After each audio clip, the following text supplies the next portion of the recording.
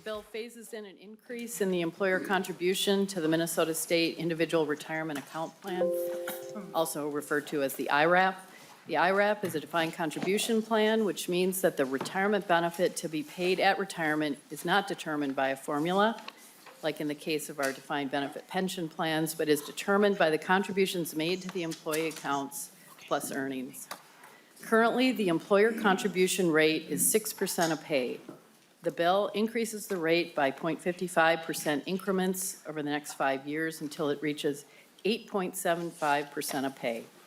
At 8.75% of pay, Minnesota State's contribution to the IRAP will be at the same contribution rate as its contribution to TRA, Teachers Retirement Association, for employees who are members of TRA.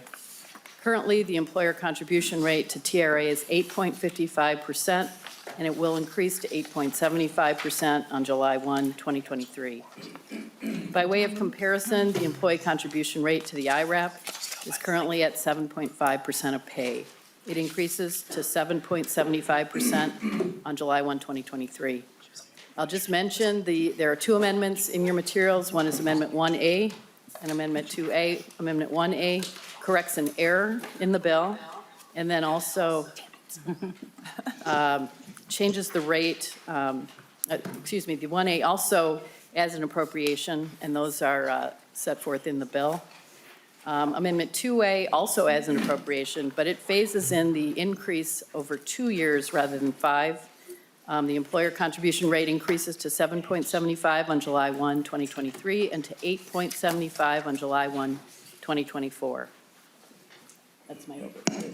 Thank you, Ms. Lencheski. And Vice Chair Frentz, would you like to offer an introduction to the bill? Yes, thanks very much, Madam Chair and members, for hearing this. Senate File 1910 is an important piece of legislation that helps address some inequities in the IRAP, Individual Retirement Account. It has to do with the contribution on the employer side. And Madam Chair, if it's okay, I'd like to start by offering to get the bill in the shape. I'd like it to be the A2 amendment. The A2 amendment is before us. Any discussion on the A2 amendment? And Ms. Lencheski already explained both amendments. Did you need any further explanation on that, Vice Chair Frentz? No, I think that explanation was just right. Thank you, Madam Chair. Is there any discussion to the A, and you want the A2, not the A1 amendment? That's correct, Madam Chair.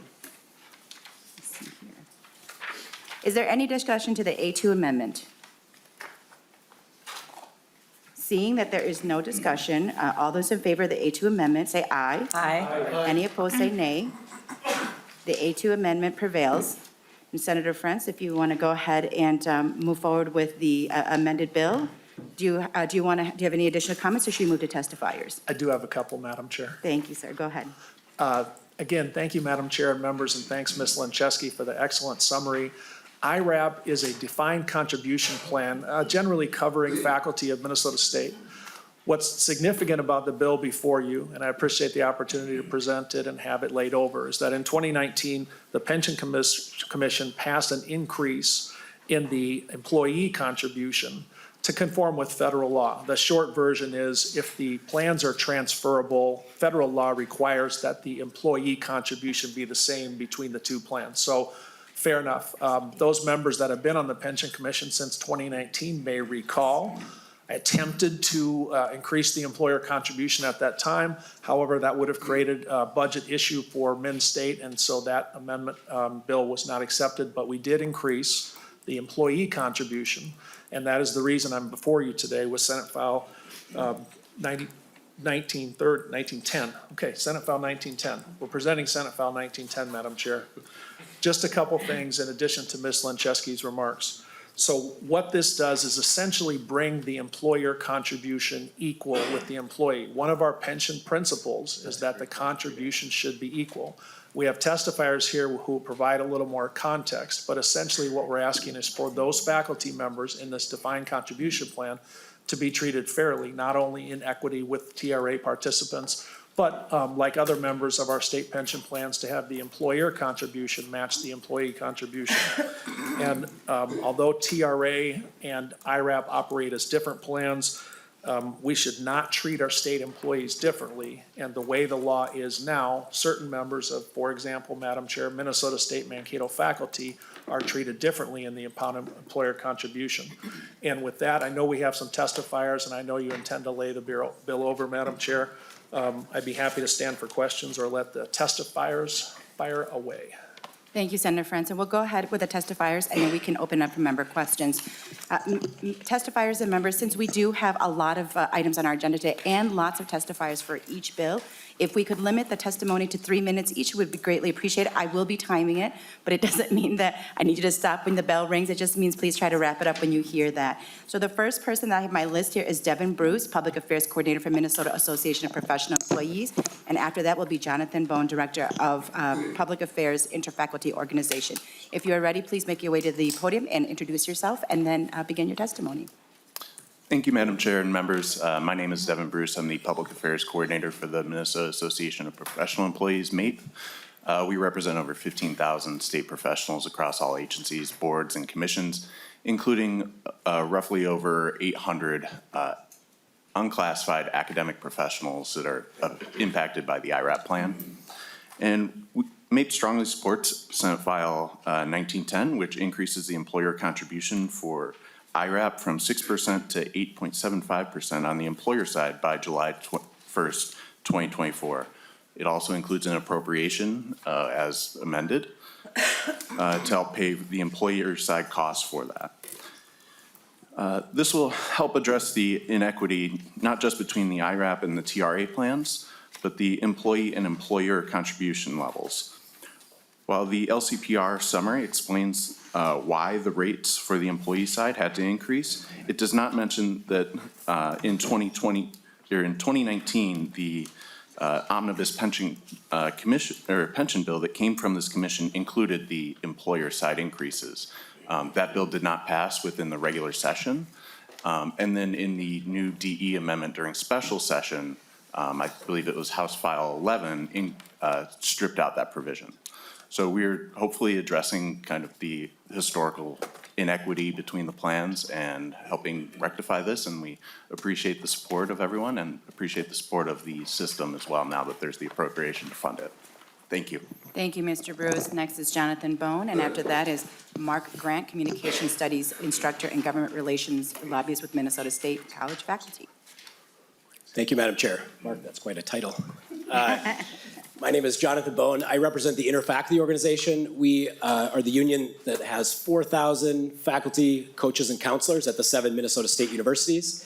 Thank you, Senator Frentz. Thank you, Madam Chair, for hearing this bill today. I want to talk a little bit about why IRAP exists and the importance of making sure these people are treated fairly. First, IRAP was created when TRA had a 10-year vesting period. And we had it's not unusual for faculty when you come in to start your job in higher education that you move around a lot earlier in your career. And a 10-year vesting period in TRA left many people who worked at our universities in a position where they left without anything for their retirement. So IRAP was created to provide that flexibility for faculty and folks in the system. Right now, this change will primarily affect a certain group of people. First are longtime faculty, which I'm sure Mark will speak to. Folks who started many years ago before the second election was passed and were stuck in IRAP, because previously you had 12 months when you started. So we have folks now that have been in the system for 40 years that are in IRAP, that never had the option to change to TRA after their tenure. And then it's our junior faculty, our contingent faculty, our adjuncts that teach 1 or 2 classes a semester, the folks who come in on what's called a fixed term appointment that would teach 2 or typically 2 or 4 years and then would leave for employment somewhere else. And our junior faculty who are in a probationary status, so they're trying to earn tenure. So basically our lowest paid employees are the ones that end up in this plan. And because of the lower employer contribution, should they receive tenure, they would have to cover the differences, as TRA will mention in testimony coming soon. Increasing the employer contribution will make it easier for those folks to switch to TRA should they choose when they receive tenure.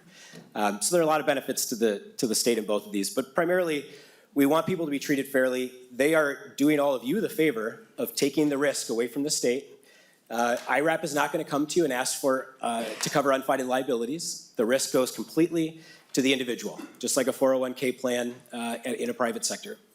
And so what we're looking for is just the small increase so that our people feel as though they're being treated fairly and that their retirements are more robustly funded. Thank you, Madam Chair.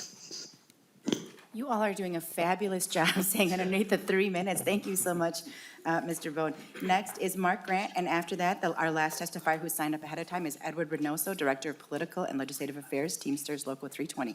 Please make your way up to the podium and identify yourself and begin your testimony. Thank you. Good morning, Chair Herr, Vice Chair Frentz, and Commission members. For the record, my name is Mark Grant. I'm a 25-year communication instructor at Dakota County Technical College, and I currently help direct the governmental relations work on behalf of Minnesota State College faculty.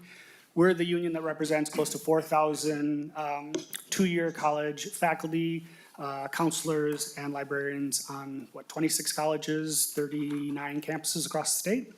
I want to thank you for the opportunity to speak briefly today on Senate File 1910, and I'd like to thank Senator Frentz and Senator Seeberger for your work on this bill.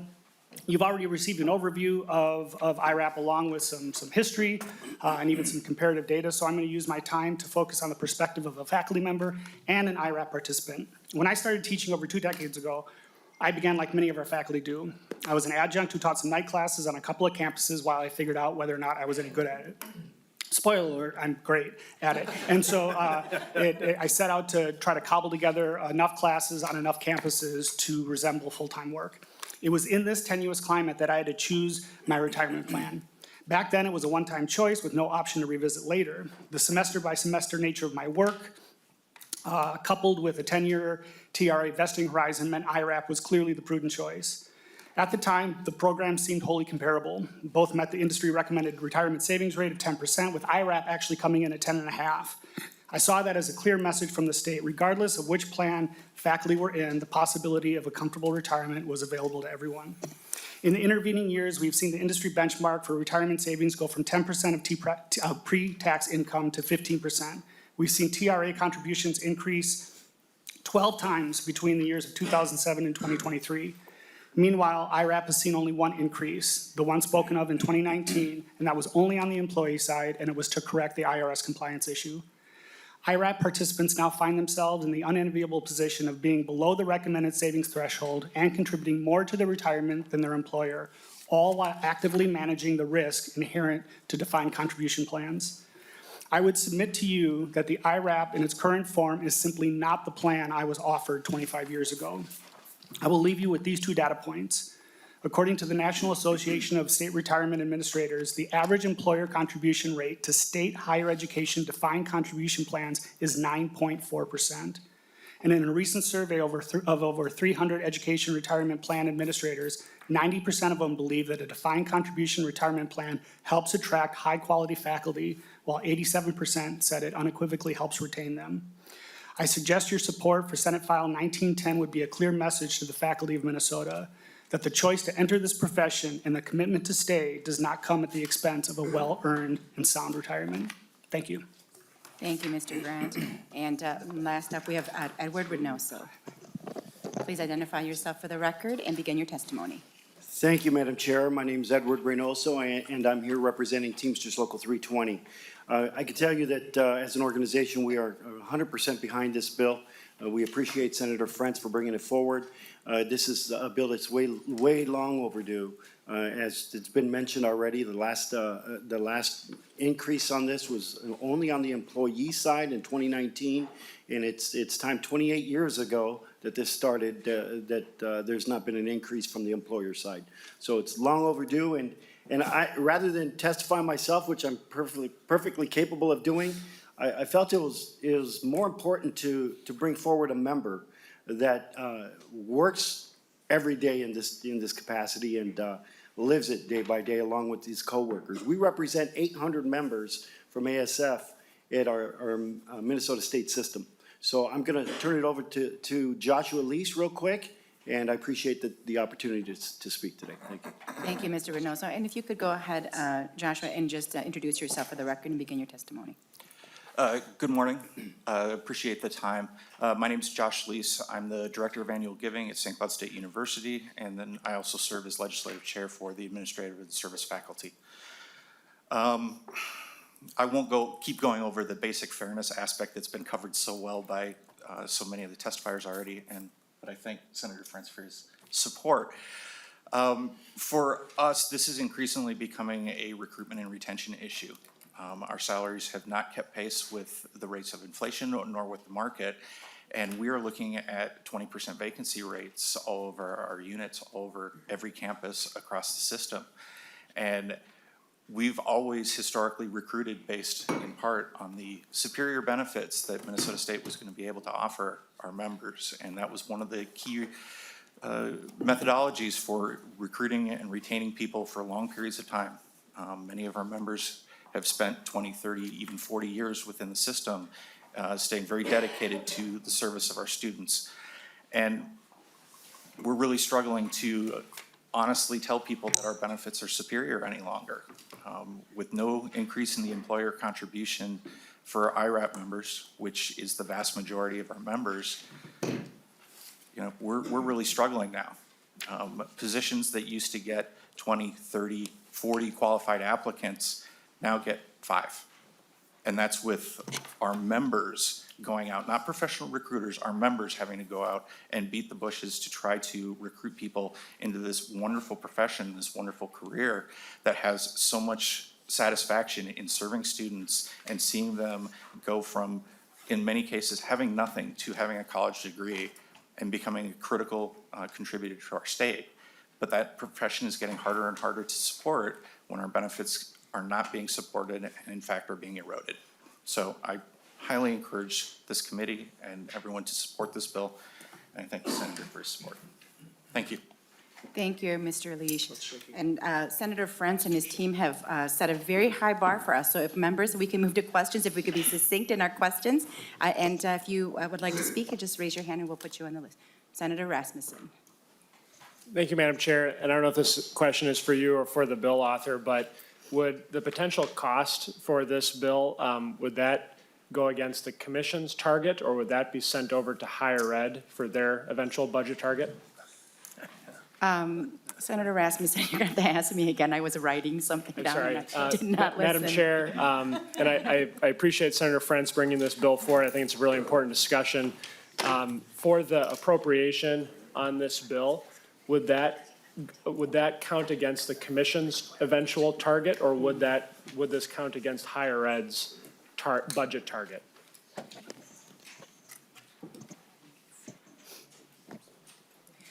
That's a really great question, Senator Rasmussen. And from what I understand is that actually, so for 2024, it'll be 548,172. In 2025, it's 872,000. And I understand that it could be in ours or whoever I could persuade for this to come out of their budget. So I think that there is some flexibility, and we will definitely get an answer back to you when we are able to determine which budget it'll come out of. Thank you for the question. I have Senator Nelson next, and we'll go to Representative O'Driscoll. Thank you, Madam Chair, and thank you for the great presentation, the history, and why this is important. There's just one item that I have not heard from yet. It'd be important, I think, to hear from the employer, even though it's very clear in this bill that the funding is coming from the state fund, general fund, to the employer to pay for these. I just think it would be important to hear from someone from McEwen. Do they support? That is a great question, Senator Nelson. And we do have someone from McEwen here, I was told. And so if you can go ahead and identify yourself for the record and begin your testimony. Thank you, Madam Chair. Excuse me. Good morning, members of the commission. My name is Derek Hughes, and I work with Minnesota State, running the total rewards function for the state college and university system. Madam Chair, Senator Nelson, I'm sorry. Apologize. Minnesota State is in support of the bill, provided there is adequate funding provided outside of Minnesota State's appropriation. Thank you. Any follow-up questions, Senator? Thank you. If you want to just stay there just in case there's more questions, that would be great. I have Representative O'Driscoll.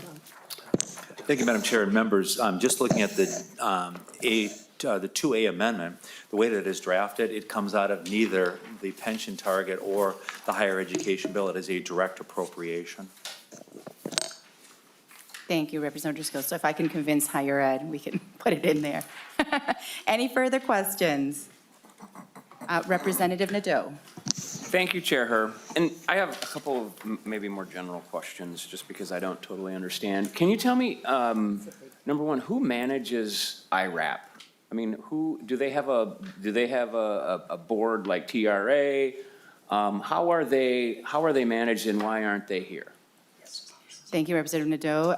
Senator Frentz or your testifiers, can anyone answer that question? Yeah, I think Mr. Bone's probably best qualified to give the boundaries, or Derek. As I clearly stated. Right, yeah. Madam Chair, Representative Nadeau, Minnesota State is accountable to managing, under the statute, is accountable to managing these plans through its Board of Trustees, and they are the primary fiduciaries, both as a board and as individual members of that board, active fiduciaries for the plan. So is our chancellor, and then myself, my role is managing the operational context of the plans. Representative Nadeau. So my final question then is are the members that are in IRAP, does the employee contribution match that of TRA members right now as well? Mr. Hughes. Madam Chair, Representative Nadeau, it's a yes and a no answer. So this fiscal year 24, both the employee will match TRA and IRAP. In 2019, as Senator Frentz did identify, we had to make those employee rates match. People that had a remaining election had to go to that matching TRA employee contribution immediately. Anyone else who did not have a remaining election, we've stepped them up, to that 7.75% employee contribution rate over time. And no, the employer rates do not match. The IRAP is at 6% currently. Thank you, Madam Chair. Thank you, Representative Nadeau. Senator Frentz. Thanks, Madam Chair. Unless you have more questions, I just had a couple comments to wrap up, but I see Senator Nelson. Why don't we go ahead to Senator Nelson, and we'll let you wrap up. Thank you, Madam Chair and Senator Frentz. Well, the more you learn, the more questions one might have. And I just have a brief one to consider at some point. I don't exactly expect an answer today, but I do understand that the need to match TRA and the history. But if my memory's correct, TRA is managed through the State Board of Investment. And so I'm left wondering why the IRAP is not managed through the State Board of Investment and instead is left to be managed through the trustees at McEwen. So just a question, if there's an easy answer today, great. If not, I'll look for one in the future. Thank you, Senator Nelson. And I can go to either testifier or maybe Ms. Lanczewski might have an answer. I don't know for sure. Okay, why don't we go ahead to Derek, if you want to respond to that. Or Mr. Hughes, Sure. Is that you? Madam Chair, Senator Nelson, I would need to look into the history if there has been any change in the management of the IRAP contributions.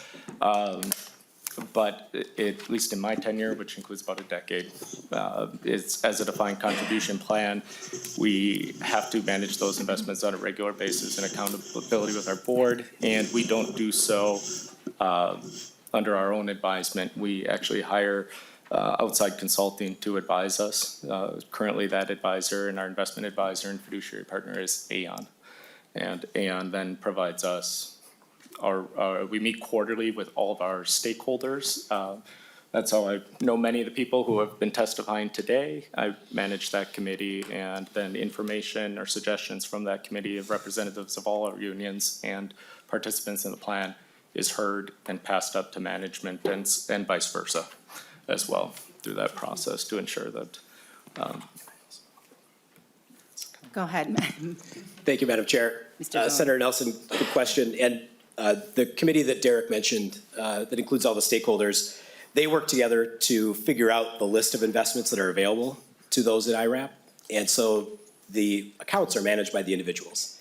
They select which funds they want to invest in.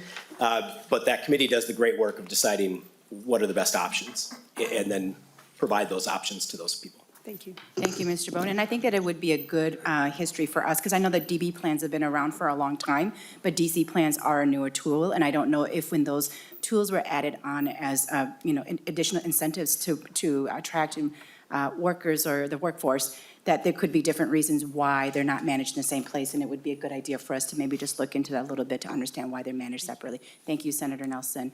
And with that, I will, Representative O'Driscoll. Thank you, Madam Chair. Just to clarify, I think the question is who administers and who manages. I think they're managed by the Board of Trustees, and they have a third party that provides investment options, but they're largely self-directed by the employee. Am I correct in that clarification for the members?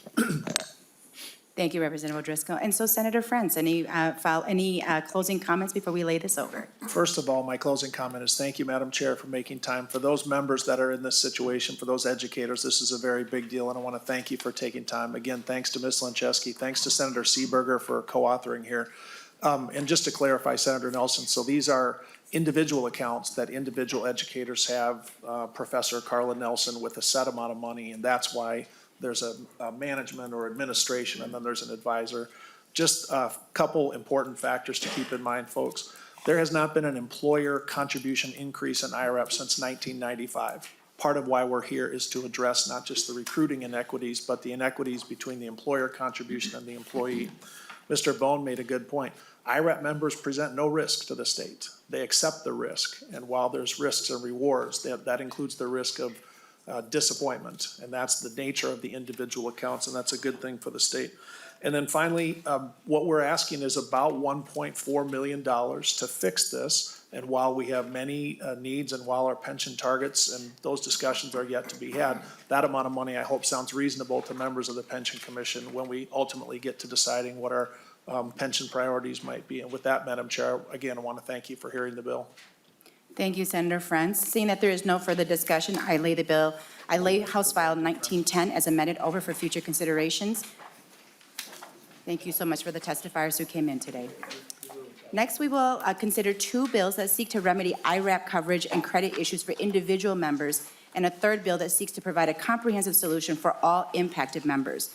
The first bill is Senate File 1995 from Senator Seeberger.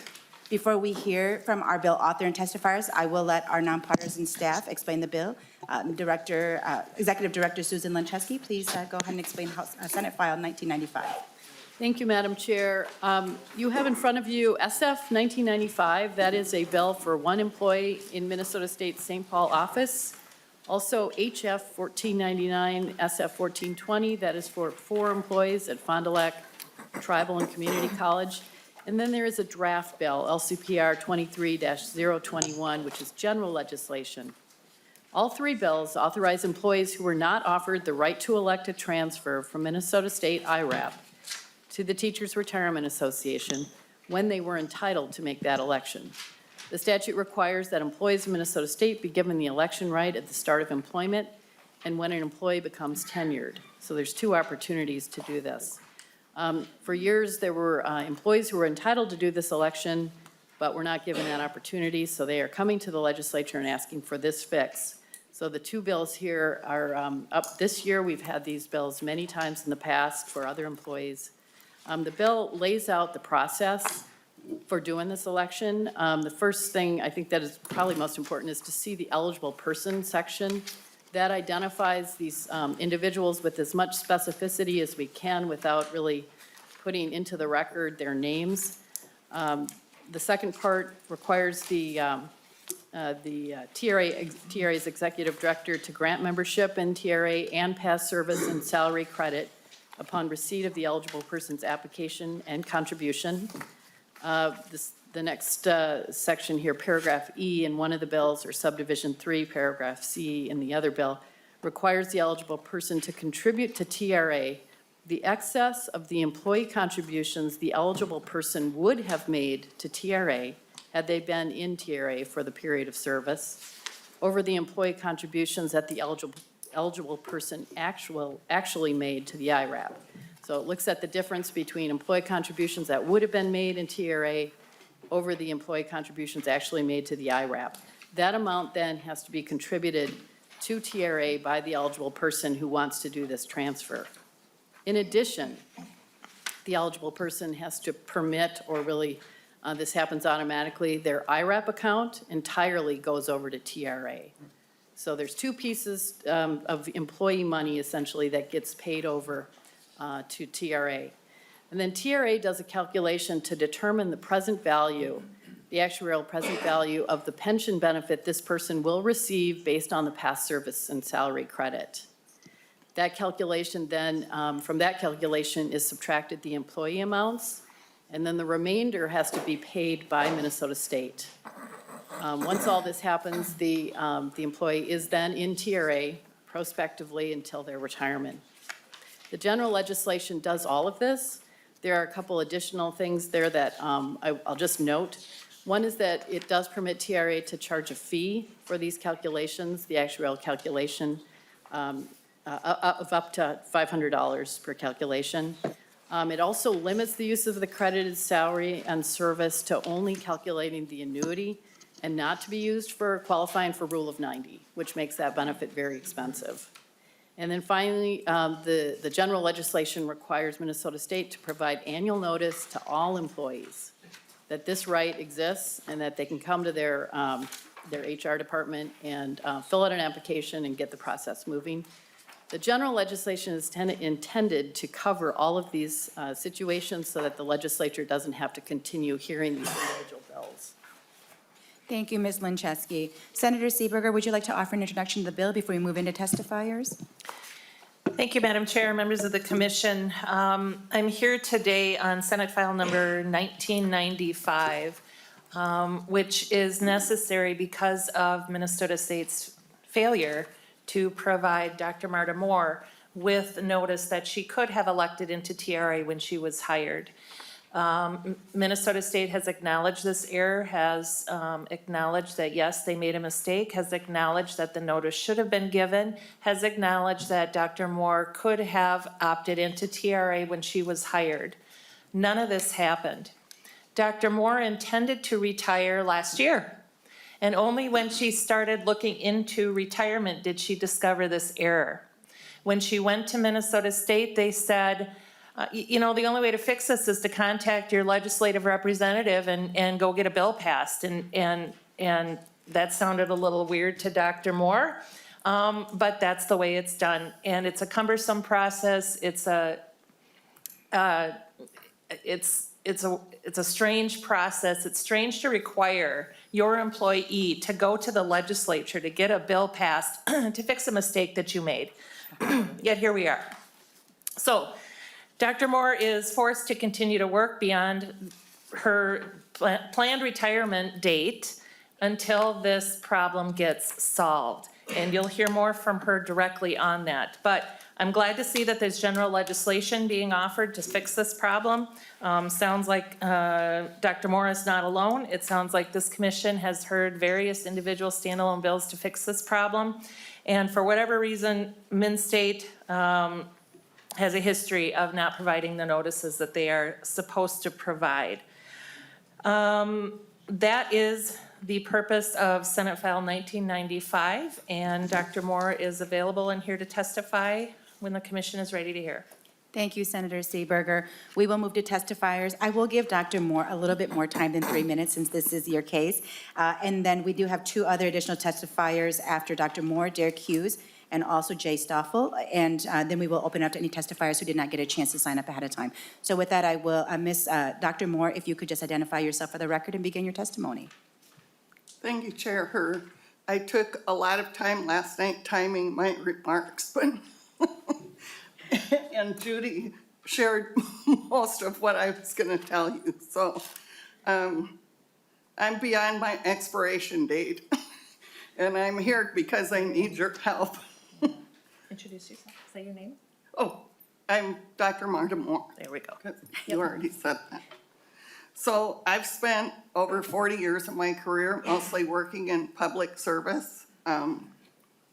We have 5 children. I have 10 grandchildren. This year I'm just coming up on 10 years as a cancer survivor. It's okay, take your time. So I I've been working at Minnesota State for 15 years. I tried several times to follow up on this retirement question and was rebuffed, not by Derek, but by other people that worked in our HR. I went to the retirement seminar. I became convinced I should have had an option to have TRA or MSRS, and was told again that I wasn't eligible.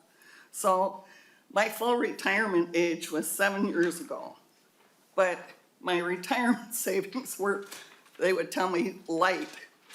You need to work a little longer. I wanted to retire even previous to that, but we had a significant leadership change at Minnesota State Colleges and Universities, so I said, would it help if I stayed until the end of last year? And then right before the end of last year, I accidentally found out that I should have been given this option to choose the TRA pension plan. So I'm grateful that I did find out. I'm grateful that I have retirement savings, because where I come from, it's fairly unusual when you work in the nonprofit world to even have the option for a pension like this. But I'm a child of the 60s, and that's how I spent my life, is in public service. So I'm very glad to see there's legislation so that people don't have to do this.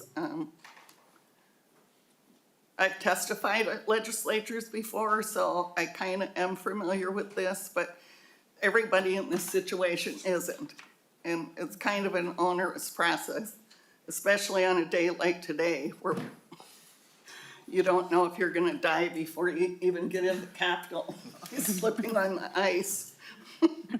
So I also don't know if I have to stay employed while this bill goes through the process. And I haven't found anybody that knows the answer to that. Susan tried to address that in this bill. And I don't know what the TRA application process is like. I see Kevin Lindstrom is here today. He's on the board, so I don't even know if they'll take me. I know part of the financial accounting, but not all of it. So I need your help. And I'm grateful for the hearing. Thank you, Dr. Moore, for your testimony and for 10 years of surviving cancer. We appreciate you coming in today. We'll go next to Derek Hughes. If you can re-identify yourself and begin your testimony. Thank you, Madam Chair. Derek Hughes. I represent Minnesota State.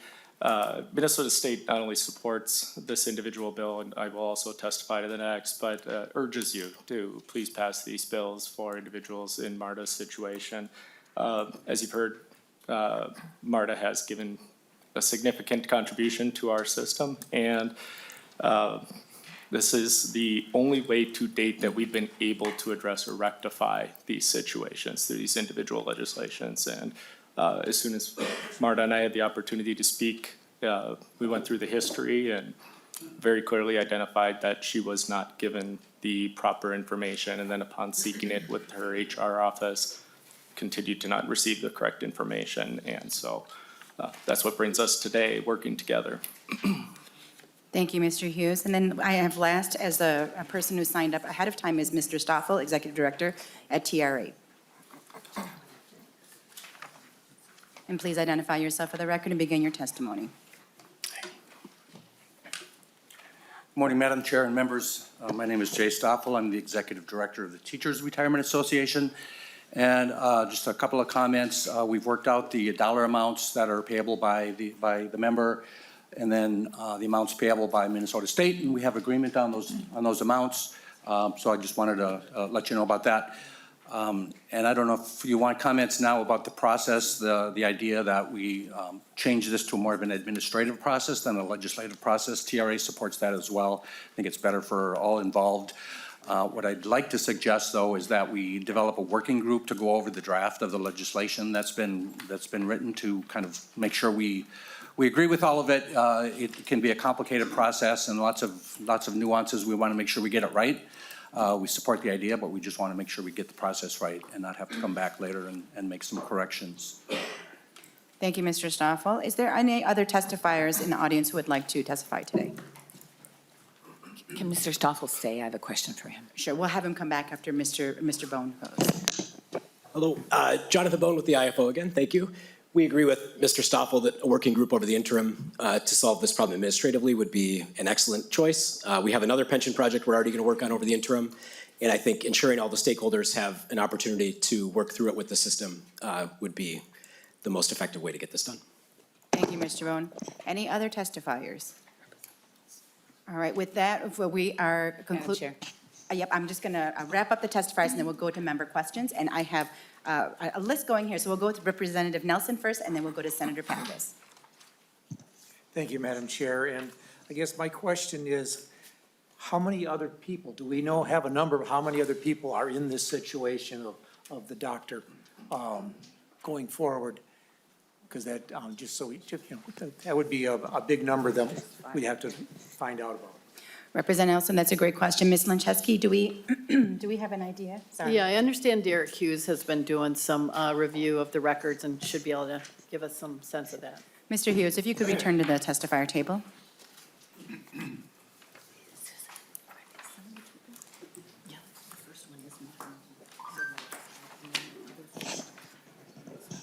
Madam Chair, I also need to respectfully ask, I was having a side conversation there momentarily. Could you please repeat the question? Representative O'Driscoll asked if how many people this could potentially be impacting the number of individuals. Thank you, Madam Chair. Representative O'Driscoll. Madam Chair. I'm sorry, Representative Nelson. I'm so sorry. Nelson? It's Representative Nelson that asked the Oh, question. he also My has good apologies. questions. I'll just let you know that. Thank you, Representative O'Driscoll. Lots of moving pieces today. I'm trying to keep track. Absolutely. And Representative Nelson, I know you were part of the 2019 commission as well, so we worked together as well on this. We're looking at, by my best estimates, at about 3,316 active employees that do not have some sort of documentation on file. However, as I plan to testify to the written bill that'll be heard next, I just want to note that it wasn't until July 1, 2011 that Minnesota State as an employer had a record-keeping obligation for that notification. And I do believe that in my own experience, that's been the only experience I've known since taking the role, that is the right thing to do, that Minnesota State should have to prove that they gave that notification to the employee. So, example, Representative Nelson, you're eligible this, please initial here that we've told you, here's an election form, bring it back to us. Prior to 2011, there was no record-keeping responsibilities. Taking that into consideration, if we were to look at a July 1, 2011 effective date, that number does drop to 2,139 people. Difference in costs of $215 million and $33 million to Minnesota State. Representative Nelson, any follow-up? Thank you, Madam Chair. I was curious about the question because in the past we've had issues with, and we've actually had a couple bills where we've extended that with some of our employees that in a different pension plan that could switch from a defined contribution plan to a defined benefit plan up to the last day that they worked. And that ended up costing the funds a lot of money because and so I think that's why I asked the question so that we have an idea what we're looking at. Thank you, Representative Nelson, not Representative O'Driscoll. And Mr. Hughes, can I just ask a quick question, follow-up to that, though, is that you're saying that after 2011, we were still not notifying when we were required to provide notification, that we still were not following that procedure, is that correct? Madam Chair, yes, that is correct. Suffice it to say, not an excuse, just a reality that we've come to accept now with Minnesota State that we're working to improve upon. Without technology and with HR turnover in 54 locations in the state, we simply have not had the most impressive record-keeping system, even since 2011. And Mr. Hughes, do you have procedures and processes in place so that we do not continue to see this particular oversight? Madam Chair, yes, processes, procedures, reports, et cetera, multiple factors to look into this. Thank you, Mr. Hughes. And Senator Pappas.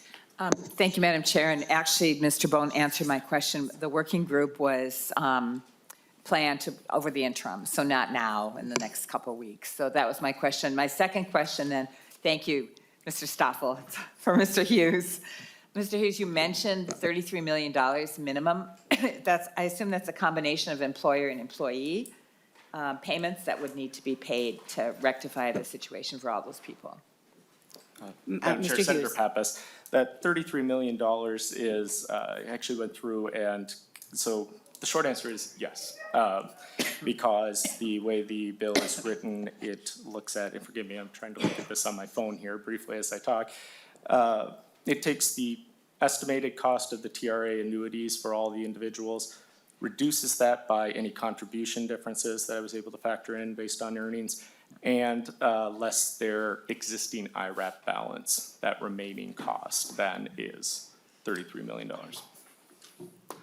Follow-up, And the Senator cost of Pappas. that TRA, or, I'm sorry, Madam Chair, Senator Pappas, the cost of that TRA annuity includes both employer and employee contributions at the very top, and that's where it comes from. All right, thank you. Senator Nelson. Oh, thank you, Madam Chair.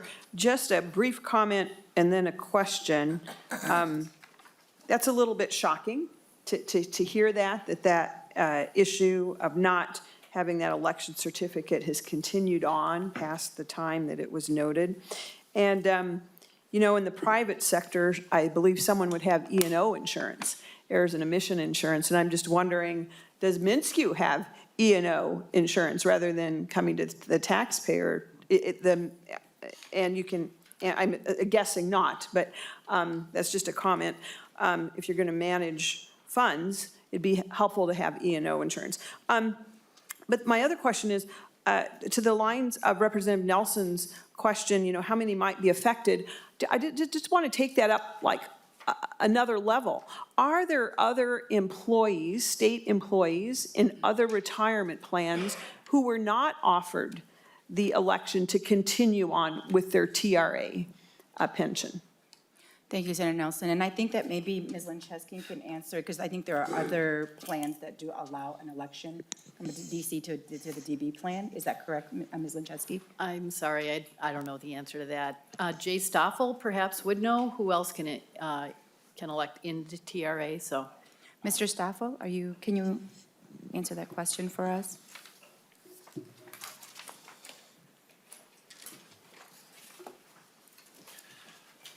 Who's the question? Oh, Senator Nelson? Senator Yeah. Nelson, yeah. We have no other individuals or groups that have any elections. It's just the Minnesota State faculty that have the two-time election options. But there are no other employees or groups of employees that have options under TRA. I don't know about the other pension systems, but not with TRA. Thank you. Thank you, Senator Nelson. And Representative O'Driscoll, we'll go to the last person. Thank you, Madam Chair. Just a series of items here. To the issue of McEwen prior to 2011, it has been explained to us in the past in the commission that what has happened is employees who were eligible for the switch from the IRAP program to the TRA were in essence given a letter that was a negative checkoff. It says, if not by this date, you will stay in the IRAP program. And there was no way to verify that that letter had been received by employees. And therein lies the problem. There wasn't the documentation. So beginning in 2011, I understand that Minnesota State has changed their record keeping to be able to document that. And as was shared with Representative Nelson's great question that was attributed to me, how many people is that, does that involve? It is a large number of people. And ever since I've been here on the commission, we've been dealing with these 1 and 2 and 3 and 4 and sometimes 5 and 6 in a year. One of the things that I'm very concerned about is the appropriation, because the way it stands right now, each of the employing schools or campuses is responsible for truing up this shortfall.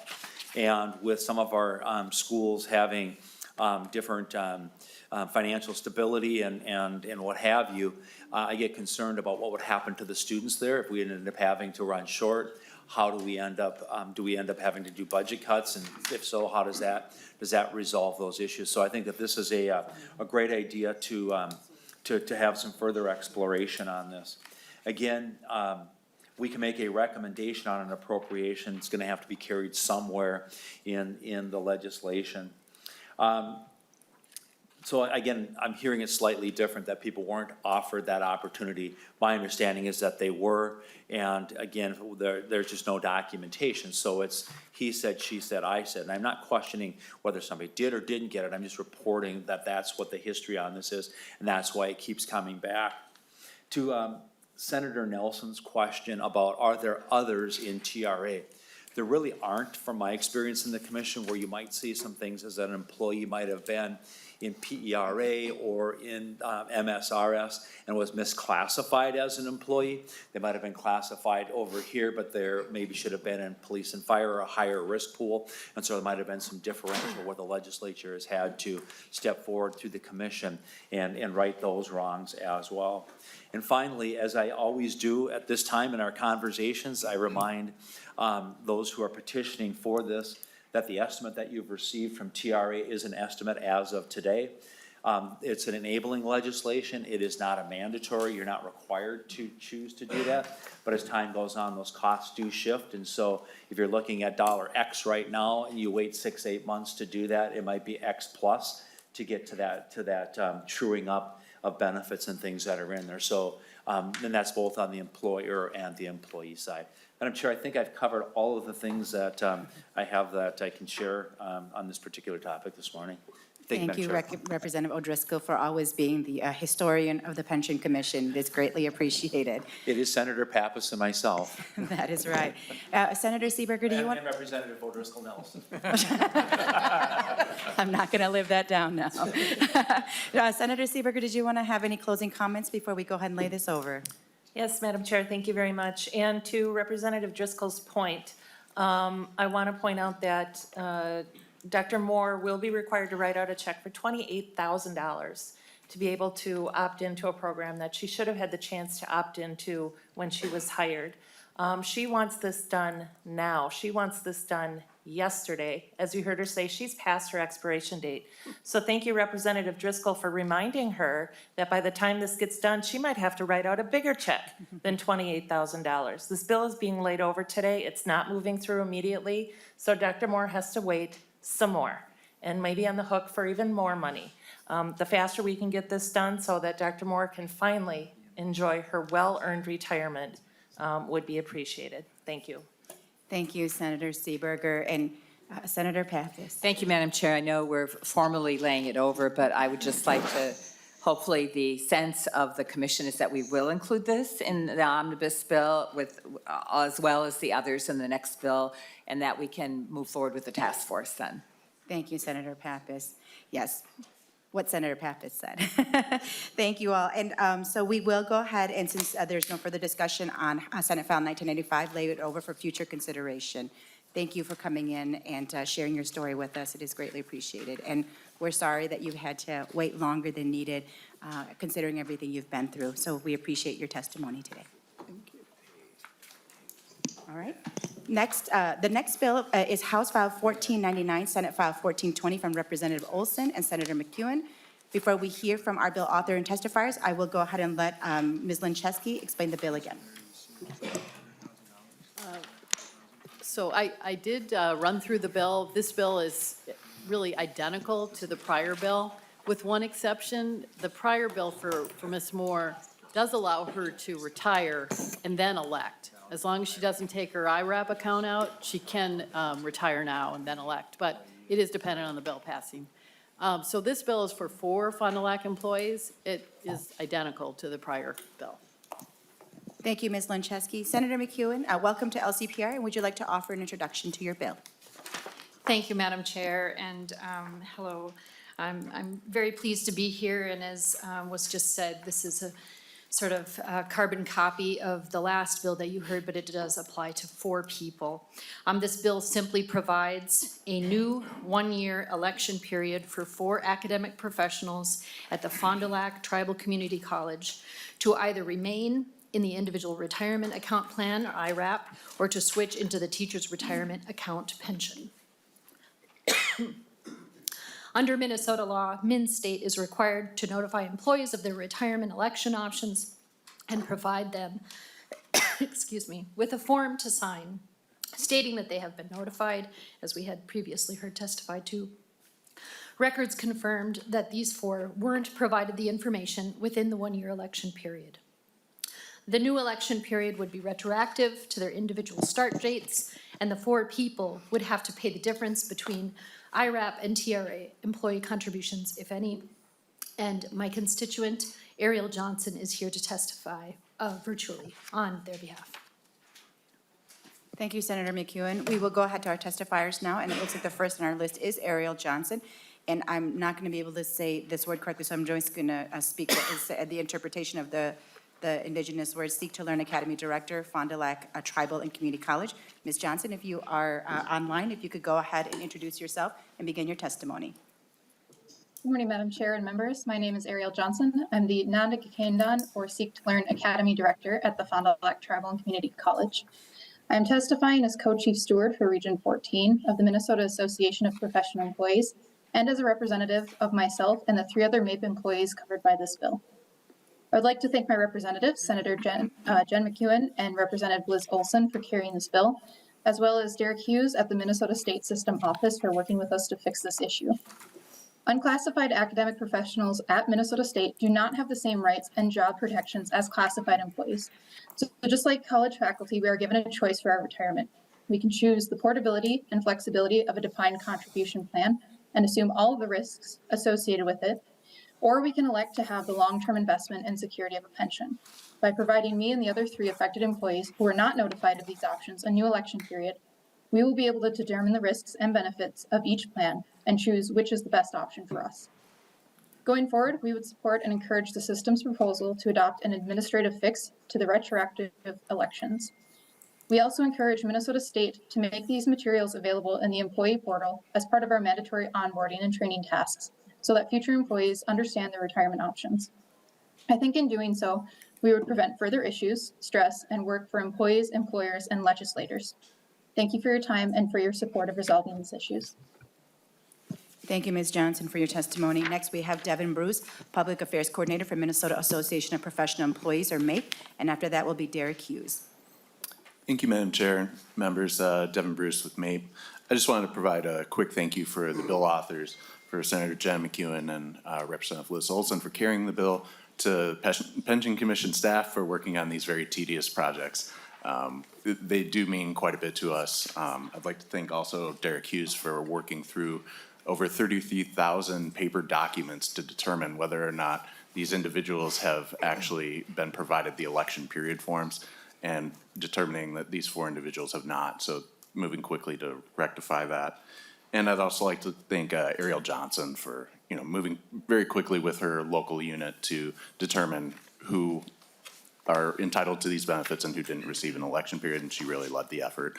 And just in the interest of time, particularly for the next bill, I'd just like to also recommend that the task force do meet to determine and expedite this administrative process so that we aren't coming back here. And also for the first bill, Senator Frentz's Senate File 1910, providing that equity between the different plans will also help reduce the cost between the transfers. So thank you.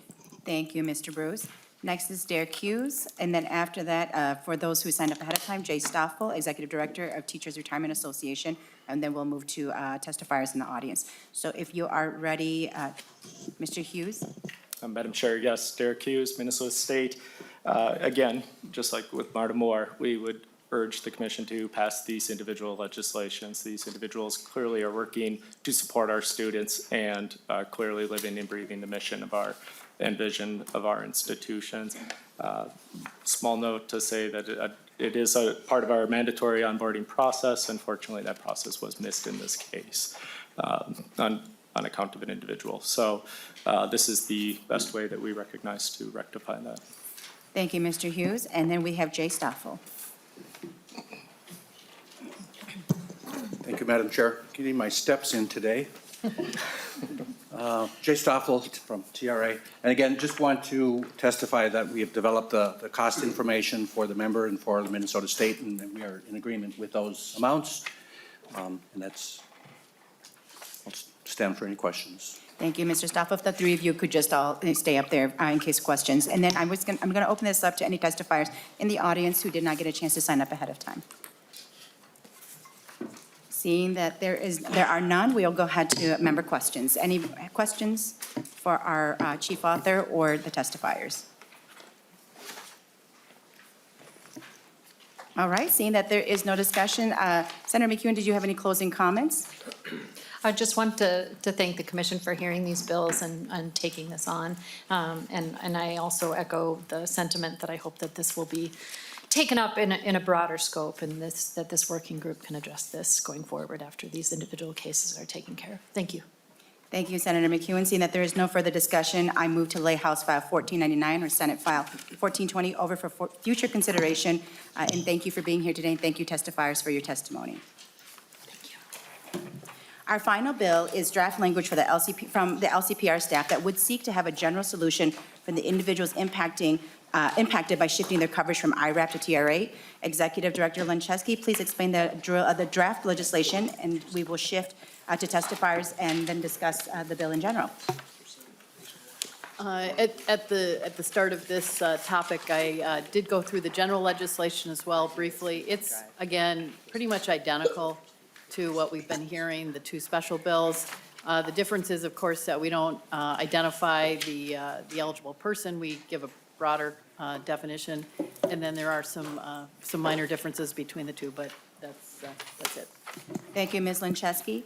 We will now move to testifier, and we do have 3 testifiers signed up ahead of time, and I will open up to anybody else who did not get a chance to do so ahead. So first is Devin Bruce. Please identify yourself for the record and begin your testimony. Is Mr. Bruce still here? If not, why don't we go ahead and go to Mr. Hughes and go ahead and introduce yourself and begin your testimony. Madam Chair, Derek Hughes, Minnesota State. Thank you for the opportunity to testify, provide testimony on this bill. We are, as a system and as a representative of Minnesota State, appreciative of this bill. Minnesota State supports finding a resolution to this issue.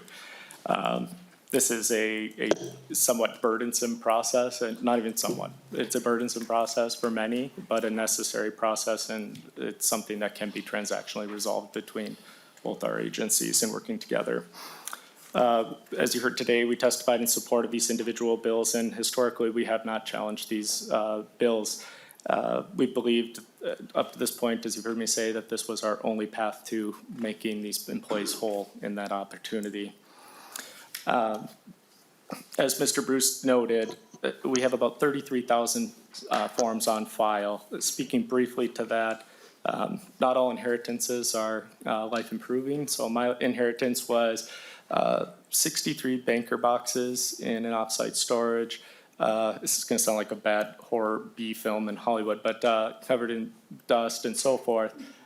Myself and one other individual, we went through all of those banker boxes and we pulled out 29,619 forms or pieces of paper that we could find related to anything speaking to someone's notifications or communication related to elections. We scanned those forms. Unfortunately, text recognition does not work on handwriting. And so we manually codified all those into a database. And this is since we've been asked by the commission to please bring us a change. Please do something about this. So we desperately have been working through this fervently and making a change. We now have just shy of 33,000 forms on file. And it's with that database that I was able to so quickly turn around a rough estimate of what I think might be our liability at Minnesota State. There is a chance that some of our campuses do have these in personnel files and so forth because they're supposed to be sent to the system office, but things are missed in paperwork and processing. So there's a chance we could possibly bring that number down with additional time as well. And my major concerns today with the bill as written were just that piece of the 2011 record-keeping requirement being added, that in subdivision 3B1, that the word before be changed to after. And that's our recognition that we believe that really captures the group of people that we can at least measure whether or not we successfully notified these individuals. The follow-up to that I'd like to add is just that some narrative around the defined contribution, because it can take on a negative narrative to the pension. Our average balances in our plans for 30-year employees are anywhere between $750,000 to $1 million. And for 20-year employees, north of $500,000 generally on average. So these are very strong performing and very low cost, both to the individual and much lower investments than the retail market. And for our individuals, providing a sustainable retirement for our individuals, including a portable pension within that defined contribution plan, which is a guaranteed annuity option. Out of all the information I did share today, I wish to note one piece, and that is that portable pension piece. TIA is our record keeper. About 30%, 25 to 30% of our assets, employees have directed their investments into that option. And that is what we would call, and now mind you, I'm not a TIA expert, so forgive me, I can bring someone in who could speak about this for an hour. It's a very robust tool, but generally speaking, it's a glorified stable value fund, meaning they hold on to your money and then they guarantee a result on later on terms. That timeline for the TIA traditional and the IRAP plan is 9 years and 1 day. So the employees would not be able to roll that money from their IRAP today if it's in the TIA traditional. It would be incrementally over. We generally say 10 years, but it's truly 9 years and a day. That amount corresponding for the numbers, again, going with all versus July 11, is $49,663,000 of employee participant money. And after July 1, 2011, it would be $2.3 million for those participants that would not be accessible for transfer. So that said, we look forward to working with TRA and members of the commission in bringing a resolution to this and doing what's best by our employees. And that's always been our goal with these individual legislations, so it continues to be in this process as well. Thank you, Mr. Hughes, and thank you for that explanation. It's very helpful. And the more that you were speaking to this issue, it made me think about that you're right. When plans like DC plans have Horizon-type plans, that it is difficult to be shifting. And it makes sense now why SBI does not manage these funds, because DC plans are self-directed and SBI actually invests differently because they're pulling the funds together. So I appreciate that explanation. It's making things a lot more clear to me as well. Why don't we go ahead, since Mr. Bruce has said that he does not need to testify for this, we'll go to Jay Stoffel. If you could introduce yourself for the record and begin your testimony. Madam Chair, Jay Stoffel, Executive Director of TRA. And again, I'll just repeat, we are eager to work with the Pension Commission and with Minnesota State for the benefit of the members to come up with a good process that works for everyone. The draft that's in front of us is a good start, but I think we have some questions, and just the last testifier and the fact that some of this money isn't very accessible raises questions for me about how the payments then are going to be made to TRA. That could increase the cost, or possibly, but that's another situation then that we have to resolve. Things like that. And I think if we get together, I'm confident we can come up with solutions and make it all work for everyone involved. Thank you, Mr. Stoffel. And I do have a note from Ms. Lincheski to put down the working group as something that we will discuss in the makeup of that and the timeline that we'll be working on that. So we will definitely be making sure that it is a collaborative process, because we don't want to overlook any detail that could cause unintended consequences in the future. So we appreciate your testimony. Are there any other testifiers in the audience who would like to speak on this topic? All right, seeing that there is, are there any member questions? Representative O'Driscoll. You knew there would be, Madam Chair. Just some advice for consideration on the working group. I guess I would like to identify, if as a part of this, all eligible persons. And I'd like the legislation to have a new sunset in here, and that there be a situation where we approach those employees with a sign-off that by this date, you elect, so that we can resolve this issue. The thing that I'm concerned about is the $33 million number that's being bantered around on this. That number is ever changing as well, given the fact that the State Board of Investment returns can go up and down, and so those numbers on our employing entities as well as the employees can be fluctuating. And I think that getting a chance to get in and get this resolved, it may not be the smoothest landing, but we get it resolved for all persons so they know where they stand and get a financial number on this and get closure on it is very important to the state of Minnesota as an unfunded internal liability. Thank you, Representative O'Driscoll. And it And sounds the- like you're volunteering to be on the. Please don't mistake my comments as an invitation to volunteer for service on that. Duly noted. But the other thing is I would like to then have as a part of that, an update to the legislature as to where we are at in the process. And maybe the legislature as a whole, back to the commission that on this date, pick a date, whatever date it's going to be 3 years from now, that we get periodic updates as to how many individuals have been contacted and where we are in that process, just so that we're aware of it. Because we get the requests, 1 and 2, coming to the commission, but if we're handling it in the aggregate, it would be nice to be able to get an idea of where, what, and the costs on that. Thank you, Madam Chair. Thank you, Representative O'Driscoll. And Representative Doe, and then we'll go to Senator Frentz. Thank you, Madam Chair. And I think, and I'm volunteering Representative O'Driscoll for anything that you want to put him on, by the way.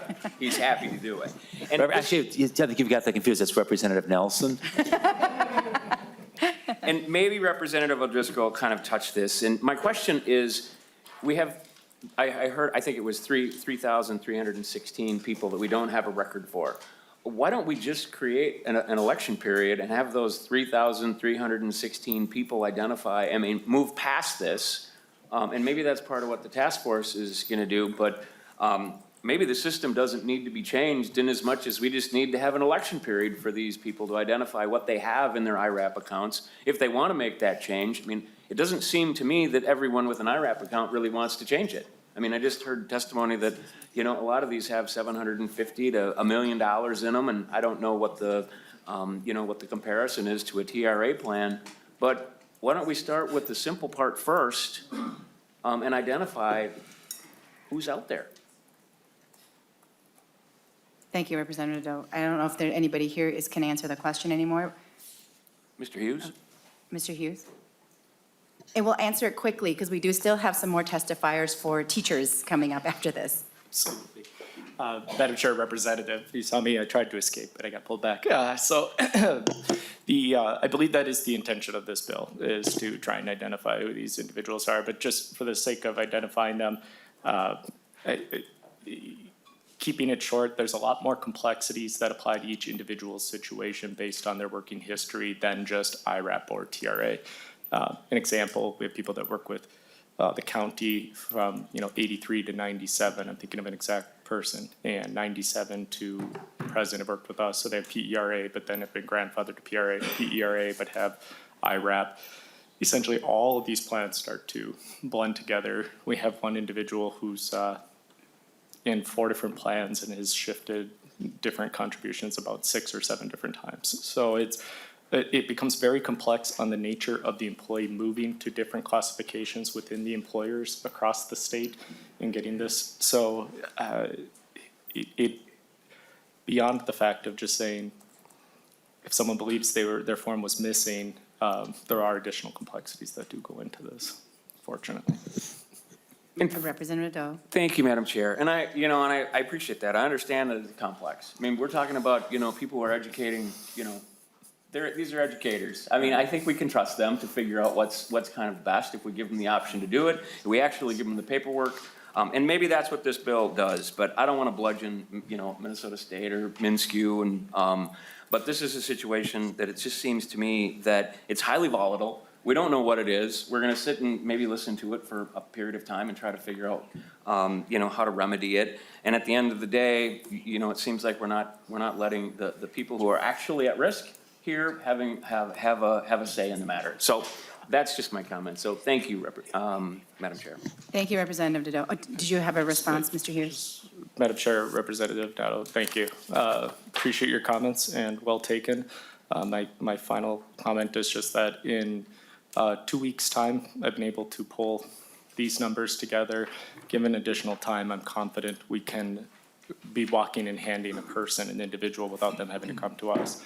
handing them a piece of paper and saying, we didn't follow our duty. These are your rights now. How would you like to proceed? Thank you, Mr. Hughes. And seeing that there is no, I'm going to say there is no further discussion on this topic, as we will have more to do on this, because I do want to make sure we have teachers and educators here today that are going to be testifying. So Mr. Hughes, you feel free to leave the testifier table now, because we are going to move to the next section, which is our last for today. And that what we are doing is hearing testimony today from a number of individuals who will be talking to education, as we're going to be having a number of bills in the coming weeks that specifically deal with teachers and recommendations from them. And so we're getting a little bit ahead of that so they have the opportunity to do so. We have about 10 people signed up to speak, and we have about 12 minutes left, and we have been given the permission to go over about 10 minutes. So if I could have the testifiers, when you come up, to have your 3 minutes, if you could speak. If anybody does need to leave, and if you need to go first in the testifying order, please let someone on our team know so that we make sure that we honor your time today. So with that, I'm going to move for the first testifier, and that is, let's see here.